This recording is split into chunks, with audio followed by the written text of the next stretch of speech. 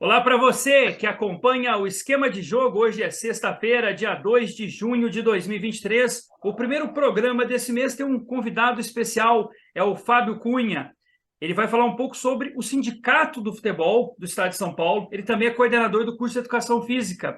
Ô, Fábio, muito obrigado por ter aceito o convite através da sua assessoria. E como que é ser coordenador do curso e também do Sindicato do Futebol de São Paulo? Muito obrigado pelo convite, né? É um prazer aí estar falando com você, com os seus ouvintes, os seus espectadores, né? Eu estou já há cerca de 5 anos aqui como coordenador dos cursos do Sindicato dos Treinadores de Futebol do Estado de São Paulo, né? A gente tem como objetivo principal sempre levar conhecimento aos treinadores, né? Ajudar nessa qualificação, porque a maioria, muitos treinadores, às vezes acham que faz um curso, ou se forma em educação física, ou por ser ex-jogador, acha que já adquiriu um conhecimento e tá bom. E, na verdade, o conhecimento ele vai sempre evoluindo, né, em diversas áreas. Então, a ideia do sindicato é justamente atualizar os profissionais, né, tanto aqueles que já atuam no futebol, quanto aqueles que querem entrar. Então, a gente também atinge um público diverso, desde profissionais que estão em escola de futebol, em projetos sociais, até o alto rendimento profissional. Então, a gente procura fazer os cursos, às vezes um curso mais direcionado para a iniciação, às vezes mais para o alto rendimento, para que a gente leve essa qualificação que tem de mais moderno, atualizações para esses profissionais. Dentro desse curso que você ministra aí, como é que funciona assim? É só profissional da área? Ou, por exemplo, no meu caso, eu sou jornalista, trabalho também com esporte. Se eu fosse fazer, tem essa abertura? Consegue trazer esse tipo de público, Fábio? Não, sim, o curso ele não é destinado só para quem já é profissional da área, até porque, como eu falei, muitos dos nossos alunos ainda não são, né? Estão querendo entrar no mercado. Então, como o curso do sindicato, ele ainda não é um curso, vamos dizer assim, que ele tem reconhecimento pelo MEC, né? Não é um curso de formação como graduação, então ele é aberto a qualquer profissional que queira conhecer de futebol. Então, a gente já teve alunos, jornalistas, já tivemos alunos que são preparadores de goleiros, preparadores físicos, então não é só para treinador. Claro que o foco do curso é a parte de treinamento, né? A parte voltada para a figura do treinador. Mas a gente também coloca algumas outras disciplinas, como preparação de goleiros, fala de ética, fala de conduta profissional, às vezes de uma parte social. Então, a gente, por mais que o curso ele tenha esse enfoque maior no treinador, a gente coloca algum conteúdo de áreas afins ao futebol, né? Então, tem muita gente que às vezes se descobre depois na profissão. Então, ele é aberto para todo mundo. E como é que surgiu essa ideia desse curso assim? Você viu que faltava no mercado profissionais que precisavam se capacitar ainda mais? Como é que você viu isso e abriu esse leque aí para os outros profissionais? Não, na verdade, o Sindicato dos Treinadores, eu posso dizer que hoje é a entidade que há mais tempo forma, né, qualifica profissionais. O primeiro curso do sindicato foi feito em 1981 e a gente praticamente, de forma ininterrupta, vem realizando cursos todo ano. No auge da pandemia, a gente acabou não fazendo um curso, depois teve um que foi 100% online, então esse já é a 59ª edição, né, do curso. Então, o sindicato sempre se preocupou com a qualificação do profissional. Até era pré-internet, né, quando não tinha esse acesso mais fácil. Hoje existem várias entidades que fazem cursos, seja online ou presencial, mas o sindicato sempre pensou na formação do treinador. Porque como a gente não tinha aqui no Brasil, né, ainda uma lei que regulamentava a profissão do treinador no sentido de qualificação, o que precisa para ser treinador de futebol? Ser formado em educação física, ser ex-jogador, ter cursos de qualificação, a gente sempre teve leis que davam brecha, né? Então, o sindicato ele sempre procurava fazer esses cursos para ajudar nessa qualificação de novos profissionais. Então, como eu falei, o sindicato já tem uma larga experiência, nenhuma outra entidade no Brasil tem, pelo menos, esse know-how em termos de, vamos dizer, de quantidade, nós já formamos profissionais de diversas áreas, todos os grandes treinadores do Brasil já participaram do curso, ou como palestrantes, ou como professores, né, desde Muricy, Luxemburgo, Tele Santana, profissionais do exterior. Então, né, o sindicato sempre teve essa preocupação de estar à frente dessa parte. E aí agora a gente continua, né, mesmo tendo hoje uma concorrência grande de diversas entidades, algumas com cursos de qualificação, mas o sindicato sempre teve esse lado de preparar os profissionais e tem a credibilidade do mercado, até do mercado internacional. Muitos treinadores já saíram do Brasil para trabalhar no exterior e precisaram mostrar ali um certificado vindo do Sindicato dos Treinadores de São Paulo para poder validar. Teve até casos de profissionais que nós temos um caso do treinador que foi trabalhar no Japão e o Japão não aceitou a licença da CBF, mas aceitou o certificado do Sindicato dos Treinadores, né? Até por uma questão cultural, os japoneses valorizam o sindicato. Então, essa é a nossa história aí já há 40 anos aí, qualificando profissionais da área do futebol. Deixa eu entrar numa outra área, numa outra questão. Você, como representante do Sindicato do Estado de São Paulo, como é que você vê essa questão, às vezes, que a CBF, quando coloca lá quando vai soltar o regulamento, fala assim, não, o clube não pode mandar mais vezes o treinador embora. Como é que o sindicato avalia isso? E na sua avaliação também? Manda, faz um acordo. Como é que vocês viram isso? Esse ano o Campeonato Brasileiro tirou isso do regulamento. Mas como é que você viu isso nos outros anos, ô Fábio? Então, essa parte ela é até gera uma certa polêmica, porque a ideia inicial seria para proteger o treinador de ele não ser mandado embora a cada 2 rodadas, né? Então, vamos dizer assim, utopicamente poderia ser uma boa. Só que ao mesmo tempo que você faz isso, você também limita um outro profissional de ser empregado. Porque se eu não posso mais trabalhar na Série A, né? Então, porque se o treinador pedir demissão, ele também não poderia mais trabalhar naquela divisão, né? Então, fica uma confusão, é um assunto bem polêmico. Eu acho que a gente teria que ter mecanismos de proteção aos treinadores, mais ou menos os moldes da Europa, por exemplo. O empregador pode te mandar embora? Claro que pode, ele não é obrigado a ficar com você. Só que assim, só pode contratar outro profissional quando ele pagar todo o seu contrato, né, o que está na multa. Então, se eu te mandei embora e eu tenho que te pagar 1 milhão, eu só posso contratar outro se eu te pagar 1 milhão. Né? O problema é que, às vezes, os clubes fazem artimanhas aí, finge que paga, o treinador também, em muitos casos, às vezes aceita, mas eu acho que essa proteção com relação ao contrato, qual que é? Tem treinador que não põe multa, não quer nada, porque ele acha que ele pode receber uma coisa melhor. É um direito dele. Mas eu acho que deveria ter um mecanismo, de repente, mínimo. Quanto é o seu contrato? É de 1 ano. Se eu te mandar embora depois de 1 mês, eu só posso contratar um treinador novo se eu pagar esse 1 ano para você, ou fazer um acordo e você aceitar um valor. Eu acho que isso vale mais do que esse regulamento de não pode mais contratar treinador da mesma divisão, porque isso aí você acaba, talvez na justiça trabalhista nem consiga manter, né? Porque você está cerceando o direito do profissional de trabalhar. Então, eu acho que o mecanismo de ter que pagar o contrato até o final, eu acho que é mais válido, né, do que esse caso de proibir o treinador sair ou o clube trocar.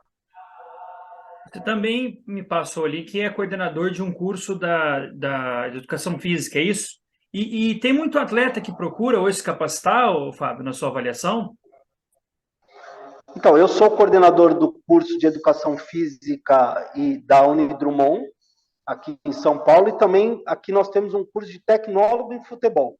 É um curso único no Brasil, ele é reconhecido pelo MEC, né, tem valor de graduação, é tecnólogo 2 anos, mas ele tem valor de graduação, Inclusive, esse curso tem uma parceria com o Sindicato dos Treinadores, né, com a chancela, com o intercâmbio de conhecimento.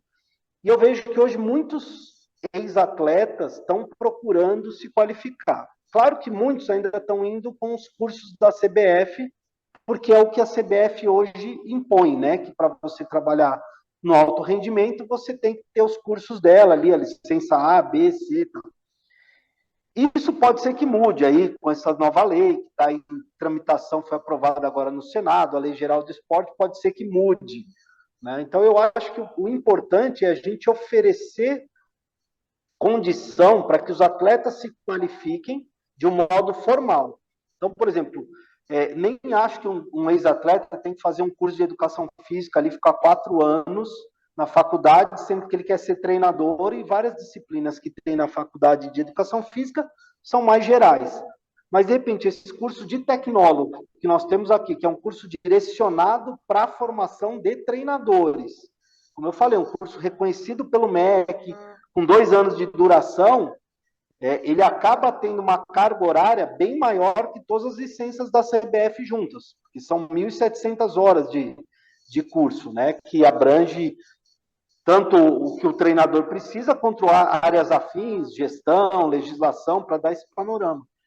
Mas eu vejo assim, nós temos vários alunos que são atletas, não ainda, vamos dizer, atletas com nome, e o curioso é que a gente tem muitas mulheres que são atletas aí profissionais, nós temos bastante mulheres, então isso que eu até acho curioso e bom, né, porque as mulheres já estão se preocupando em se qualificar para, de repente, quando parar de jogar, ou até mesmo se não der certo como atleta profissional, ter uma outra profissão.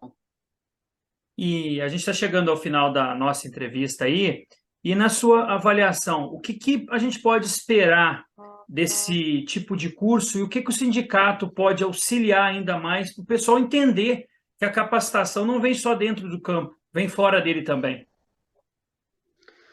Eu acho que ainda no Brasil a gente tem um pouco de receio com relação aos sindicatos, né? As pessoas ainda veem muito sindicato achando que é só aquela coisa de juntar a pessoa para fazer greve, esse tipo de coisa. O papel do sindicato é muito maior que isso. A greve pode ser uma alternativa em algum caso extremo, mas o papel do sindicato é justamente unir aquela categoria, né? Então, até por isso que o futebol tem poucos filiados, porque os treinadores ainda são muito individualistas, cada um pensa no seu, não pensam como categoria. Então, a nossa ideia do sindicato não é só fazer cursos, né? O curso ele é importante, a gente acredita nessa evolução constante, mas também é justamente tentar unir a profissão, unir os treinadores, seja ele de categoria de base, profissional, ou treinadores até que a grande base da nossa pirâmide não é o alto rendimento, mas sim quem trabalha com escola de futebol ou projeto social. Então, é ofertar condições mínimas, né, de segurança, orientação jurídica, como fazer um contrato de trabalho. Muitos não sabem nem que tem isso, né? Hoje, os treinadores profissionais são obrigados a ter o contrato publicado no BID, igual o jogador, mas muitos nem sabem disso. Mas, de repente, até saber como que é, o que protege, o que a lei assegura, né? A lei que falava os direitos e os deveres do treinador, eles não sabem nem quais são os direitos que um treinador tem, né? Na lei que anterior do treinador falava que o treinador tem direito à livre escolha, né? Ninguém pode interferir no trabalho dele, aquela coisa de dirigente, dar palpite, isso está na lei.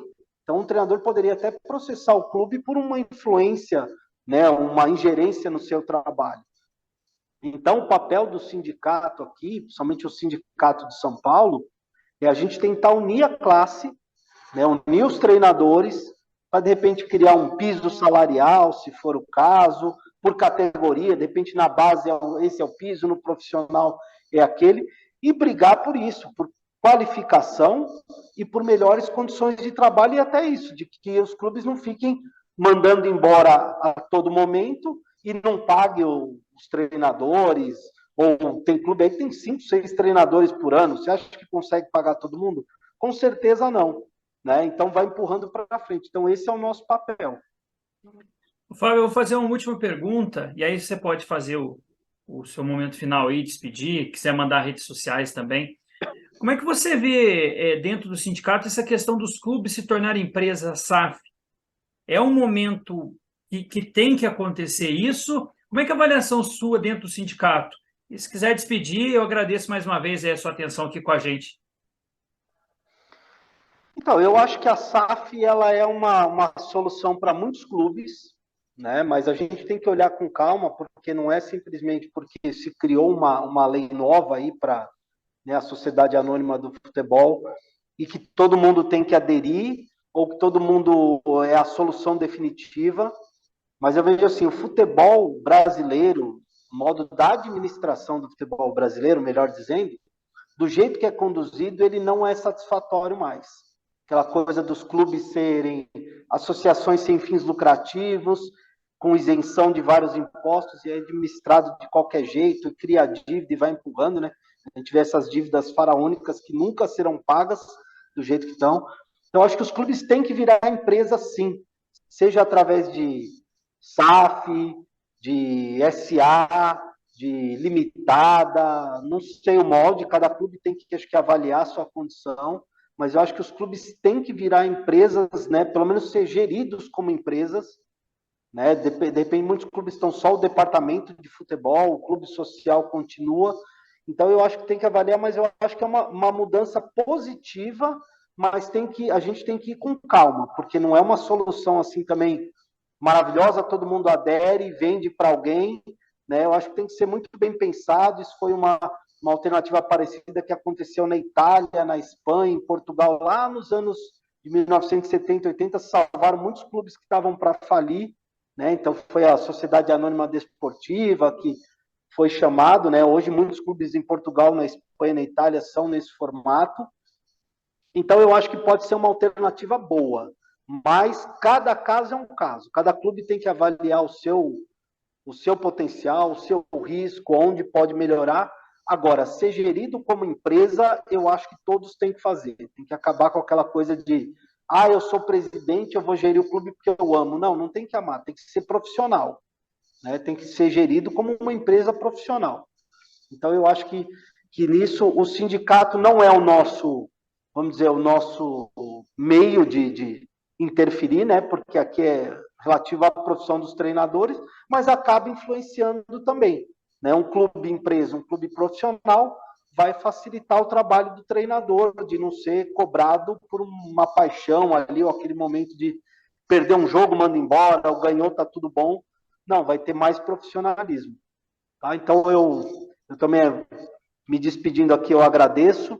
Eu vou deixar aqui a rede social do sindicato, é Citrefesp, né? Tem no Instagram, no Facebook, e a minha rede social é FC Futebol Cursos, tudo junto, né? FC Futebol Cursos no Instagram, porque eu também tenho uma empresa que eu também ajudo na qualificação, faço cursos, tá? Então é só seguir, compartilhar ali que a gente coloca todas as informações dos eventos, ou algumas dicas para a profissão de quem quer entrar no mercado de trabalho do futebol.